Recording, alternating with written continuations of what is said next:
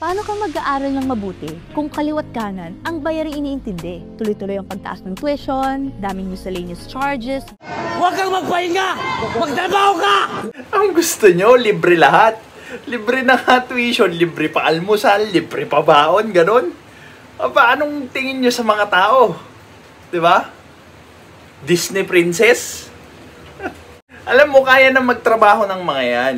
Okay? Kahit part-time pa yan, it will help para mapababa yung gastusin nila. Mahirap? Of course! But what choice do you have?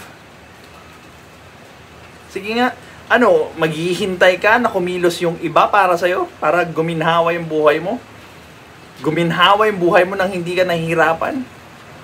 Sila yung mahirapan? Ibang tao yung mahirapan para sa'yo? Napaka-entitled nyo naman.